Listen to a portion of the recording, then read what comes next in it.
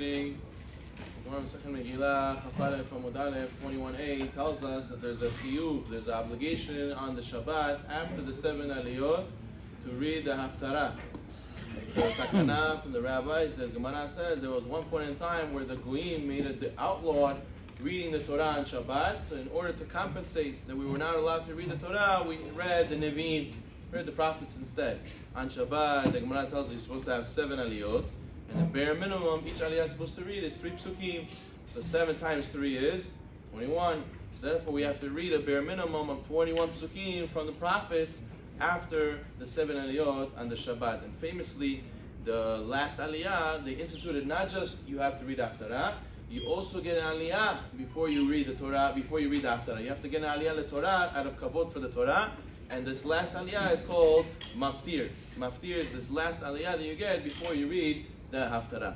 The Zohar, Parshat Achrayimot, says, Zohar Hadash, that the biggest tikkun for the people who passed away is when their children go and get which aliyah? Not mashlim. They get maftir. Zohar Hadash says that maftir is bigger elilui neshama than mashlim. Problem is, a lot of people, they like to buy mashlim. Why? Because mashlim, you don't have to read a whole Haftarah. If you buy maftir, you're going to have to prepare and you're going to have to read the Haftarah properly. So therefore, a person is not confident in his reading skills and he's not going to read it properly, better he shouldn't read it. Better he should get mashlim. So therefore, that's why it's very common. You see a lot of people try to buy mashlim, but you should know the Zohar Hadash writes that really maftir is a bigger ilui neshama for the niftar. If a person wants to buy on Shabbat something ilui nishmat, preferably it's better to buy maftir. If the next best thing is available, it's mashlim. You should try to buy mashlim if you couldn't get maftir. Now, in a situation where someone doesn't know how to read Haftarah, technically, he can get the aliyah le Torah, and then he'll be able to get at least the aliyah, he'll read the aliyah, but he's not so confident to read so much, to read the maftir, to read the Haftarah. So technically, he can make the blessings, and someone else will read Haftarah, or even in a situation where he'll get the aliyah le Torah, and someone else will make the blessings, someone else will also read the Haftarah. But the ava, in those situations, you can have such a thing. But preferably, a person who gets the aliyah from maftir, he should also read the Haftarah and make the brachot and do everything from A to Z. Now, people a lot of times forget that the Tanakh, which is the Torah, Nevi'im, Ketuvim, they were all given in Mount Sinai. They're all valid. They're all part of the Torah. I see in many places where people, they mezalzel, they disgrace the Nevi'im. They say the Torah is very important, 5 books of Moses, but the Nevi'im, they're not important, God forbid.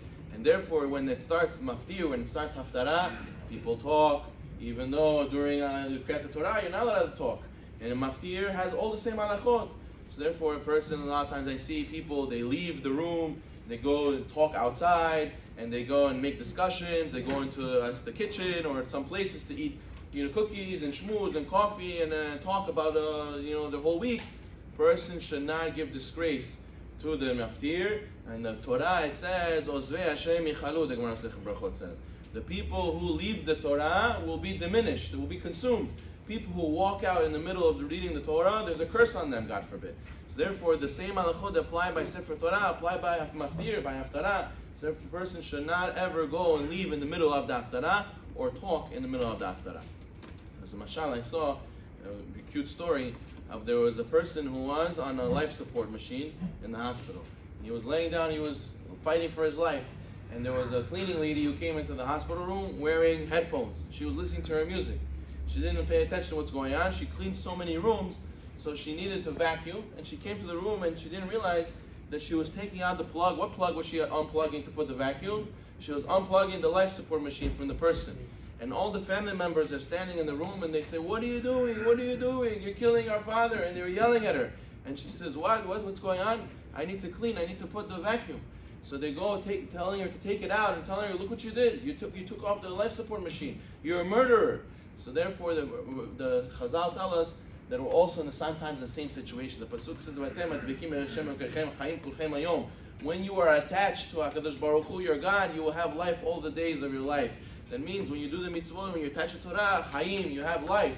When a person disconnects himself, unplugs himself from the mitzvot, and he puts the music, and he wants to unplug the Torah, unplug something else in, he gets distracted, he wants to plug other things in, God forbid, it's like he's disconnecting himself from the life support machine. It's like he's disconnecting himself from the Chaim.